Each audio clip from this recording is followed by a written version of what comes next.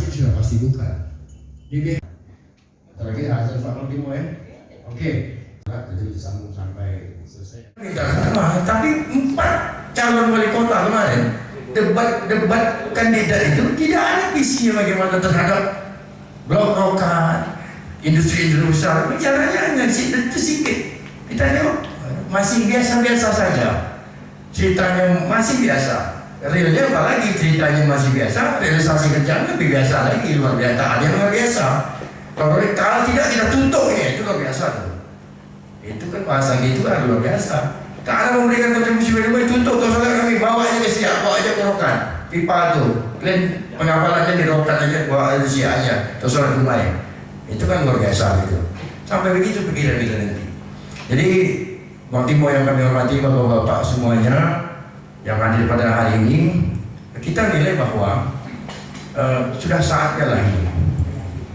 Dengan kondisi transisi blok rokan dari Chevron ke Pertamina yang kita tunggu-tunggu ini, sudah saatnya kita hari ini mari bersama berpikir untuk rumah ini.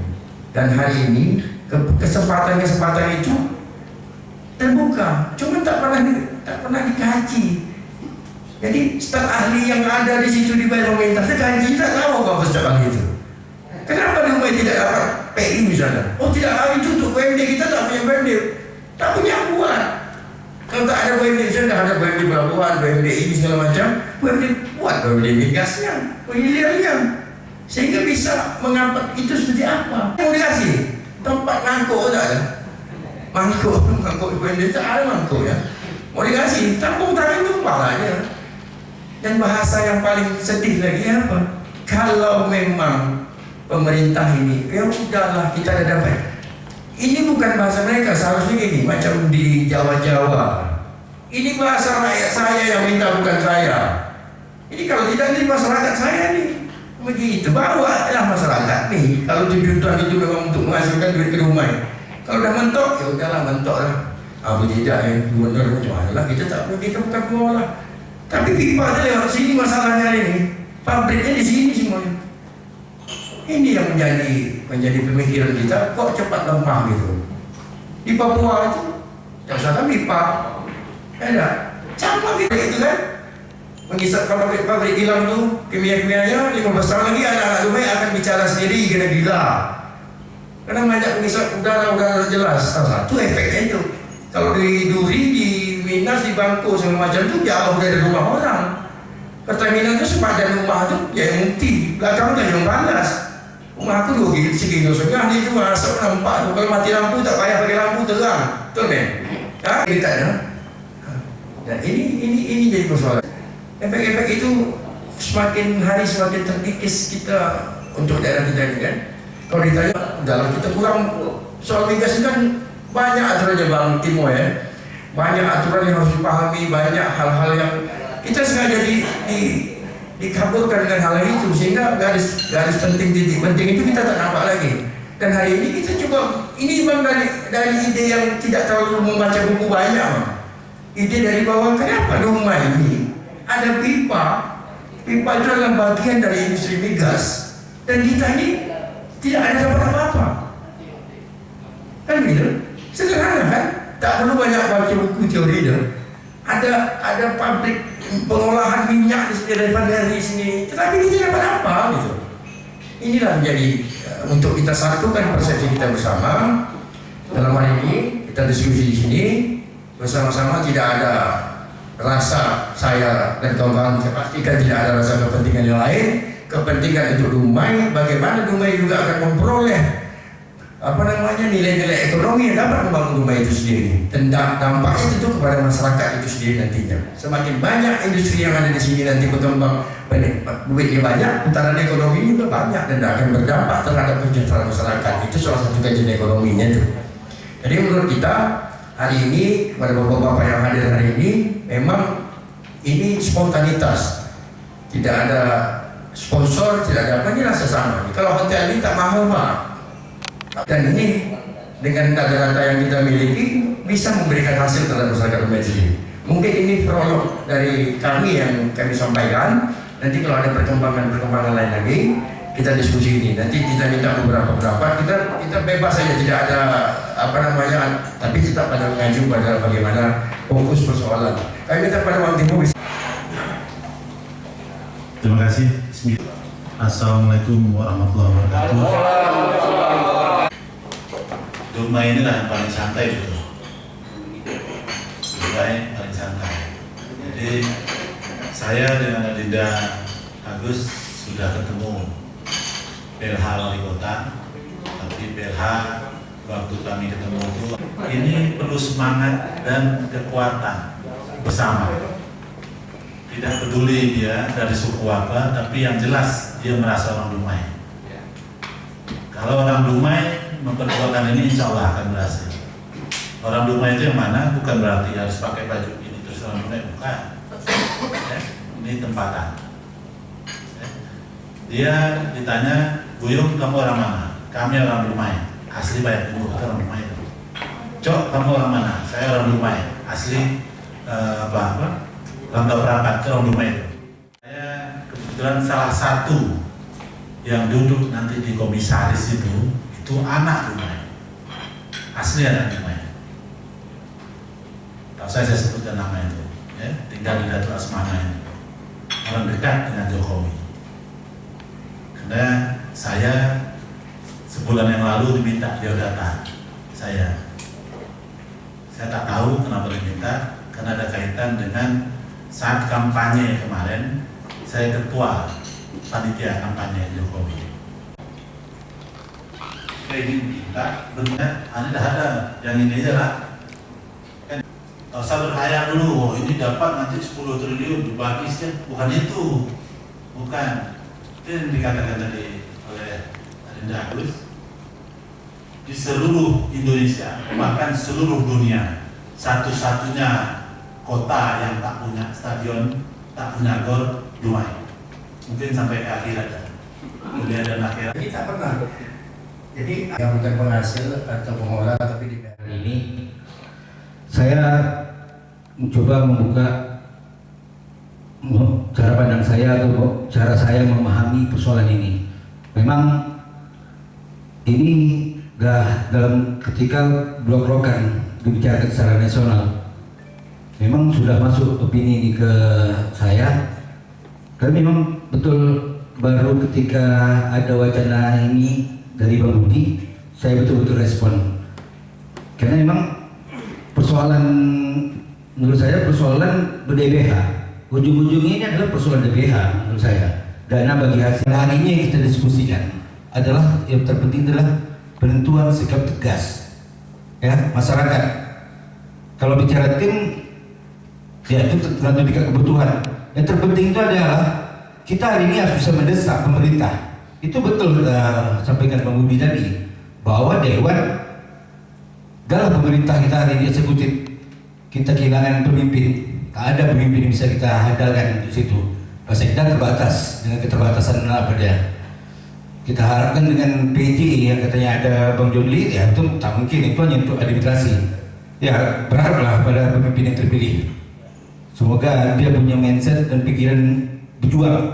Makanya saya coba tangkap kepemimpinan 5 tahun ke depannya adalah cara tetap perjuangan. Banyak persoalan yang harus diselesaikan sebenarnya. Kita tidak bisa menyelesaikan banjir, persoalan kita tak ada duit.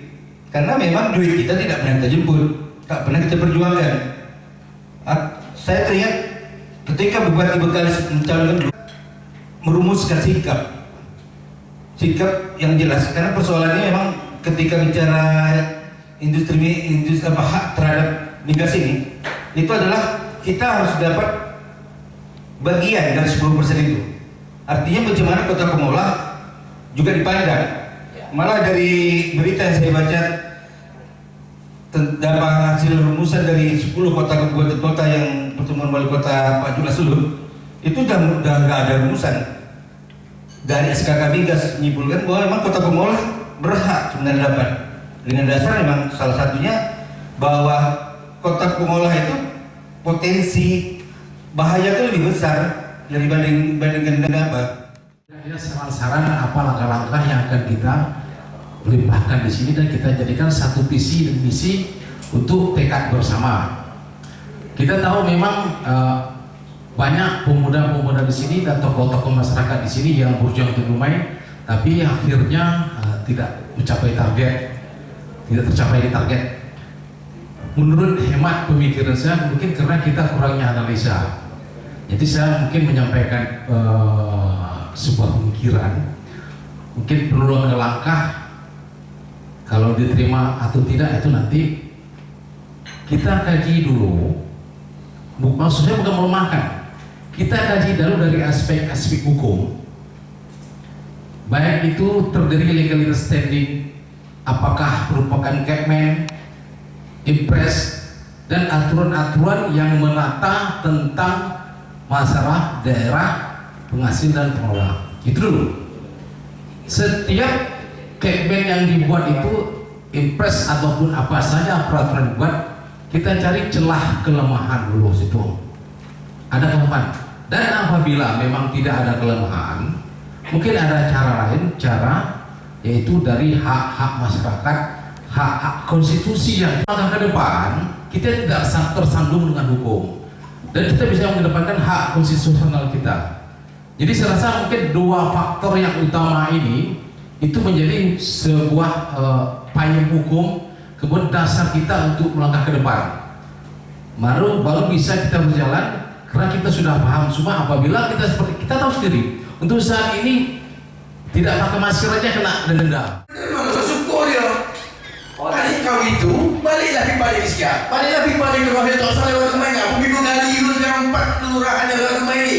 Artinya kan ada keterikatan yang tak bisa dipisahkan dari industri migas itu.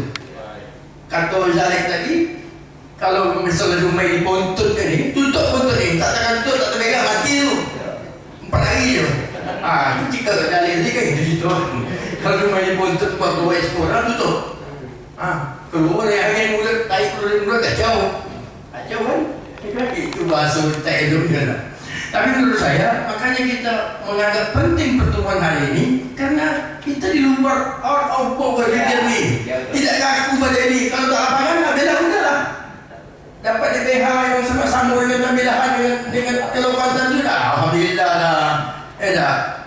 Kita tak tahu duit kita 6 miliar masuk ke BSP, yang reduce itu mana ada Johan, mana Arwin, mana ini. Kalau terlik kita memahami, karena kita cuma tak bisa buat apa-apa. Tapi kita orang bawa pipa ini, kalau kita tutup, tak pipa boleh mulut. Coba langsung ada kan? Meletup di situ. Artinya apa? Rumah penting. Kalian petani, kami pasar. Tak bisa takut busuk karena lain mau tak ada pasar ini. Itu saja kalau dikait-kaitkan lah. Jadi oleh itu saya pikir, ini yang mau kita sampaikan. Kita minta perubahan PI itu melibatkan daerah-daerah pengelola. Apalagi tahun 58 kita sudah ada lawan minyak nih. Rumah ini tahun 58. Siapa lah yang 58 dah ada orang mengeruk barang ni dah, mengubah-ubah barang itu dah, dah. Cuba tak ada. Minyak kita dia ekspor, kita beli lagi minyak. Masuklah di pelabuhan tu. Yang itu kini keluar jual. Amainlah mafia minyak tu. Hantarlah sampai Singapura, OPL segala macam itu kan. Jadi maksud kita ini pertemuan ini, kita tidak kaku melihat peraturan tentang PI 37 tahun berapa tadi? 2016. Kalau itu yang kita lihat, sama dengan gubernur hari ini melihat, sama dengan sekda kita sendiri lihat hari ini. Kenapa kita lihat? Sederhana. Kalau itu, kami bukan macam mana dia macam terbilahan, tak ada pipa. Ada depan rumah itu, jadi betul itu. Kalau kita tak pahami aturan itu salah. Tapi kita pahami bagaimana dengan lumba yang disampaikan tadi. Coba kalau gitu peraturan ini tidak mengakomodir atau tidak mendefinisikan proses industri migas yang kita masuk di sini, industri perminyakan itu hanya sebatas eksplorasi saja, bukan bagaimana dia menyalurkan kepada pelabuhan apa segala macam sampai refinery segala macam pengolahannya. Katakanlah dunia yang sempat untuk ekspor dan minyak lain, mungkin minyak akan datang impor pula ada tahu lawak tu kan. Karena ini ceritanya rahsia semua ni men. Tak ada cerita tak dapat kita ni. Ini mafia migas ni ngeri ni. Tapi itulah dia ilham Abbas Mandi. Coba silakan ada. Keinginan kita hari ini menyelenggarakan acara inisiator untuk menyampaikan tuntutan masyarakat Dumai itu secara nyata kita nyatakan bahwa industri migas itu secara utuh melibatkan Dumai sebagai daerah yang terkait secara hubungan kaitnya itu dengan Dumai ada gitu. Jadi oleh karena itu saya pikir bahwa tuntutan masyarakat Dumai untuk ada bagian dari proses migas itu sangat wajar sekali, dan ini harus kita sampaikan secara konkret kepada pemerintah gitu, bahwa ada hak-hak masyarakat Dumai yang terkait dengan migas itu. Sebelumnya apakah ini sudah dibicarakan? Blok rokan ini memang sudah lama. Blok rokan ini kan akan berakhir kan Agustus nanti. Namun ada bicara soal PI, partisipasi impres 10%, semua kaitan itu dengan bagaimana ada keberpihakan negara ini terhadap daerah. Nah, ketika ada keberpihakan daerah itu, ya Dumai salah satu bagian dari migas yang tak terintegrasi ini harus mempunyai harus dapat kontribusi itu juga gitu. Masa ada juga BUMD yang dari Jawa Barat bisa masuk, kita di sini hanya nengok aja, nggak mungkin nih. Kesempatannya ada di daerah kita. Ini bukan soal primordial, tapi soal berkeadilan sosial bagi seluruh rakyat Indonesia. Segera juga ikut mendukung yang kepentingannya adalah kepentingan masyarakat Dumai, bagaimana pendapatan asli daerah itu juga meningkat gitu. Jadi oleh karena itu saya pikir kewajiban pemerintah daerah, kewajiban DPRD Kota Dumai untuk mendukung gerakan ini, dan bahkan mereka juga akan terlibat dalam gerakan ini. Ini bukan gerakan personal, bukan gerakan organisasi, tapi gerakan masyarakat Dumai sama-sama bagaimana Dumai itu mendapatkan keuntungan kontribusi positif terhadap transisi yang ada mengatur tentang ekonomi, nilai-nilai ekonomi nantinya. Hubungan terkait dengan industri migas yang ada di Riau khususnya. Jadi karena itu kalau ada DBH dan segala macam yang menyangkut dengan migas, Dumai tidak boleh dilupakan, dan dalam hal ini tak boleh dilupakan. Itu maksud kita. Jadi hari ini gerakan kita adalah bagaimana menyampaikan kepada negara, pada penguasa ini, pada aturan itu, bahwa keterlibatan Dumai sebagai daerah yang hilirnya migas ini harus diperhatikan dan harus dapat kontribusi apa yang menjadi hak Dumai gitu. Nah, oleh karena itu saya pikir kalau memang ada aturan yang sudah baku, misalnya tidak memasukkan Dumai dalam PI ada segala macam, itu sebuah aturan. Aturan itu harus mengacu kepada kepentingan rakyat. Hukum itu berlaku kalau kepentingan rakyatnya terinjak-injak bagaimana gitu. Mungkin itu yang saya pikir, yang kita hari ini bertemu untuk menyatukan persepsi dan menyuarakan barang ini, menyuarakan hak masyarakat Dumai ini, supaya yang selama ini tak kedengaran, tak terlihat, ya kita sampaikan, termasuk pada gubernur dan provinsi sampai ke Menteri SDM.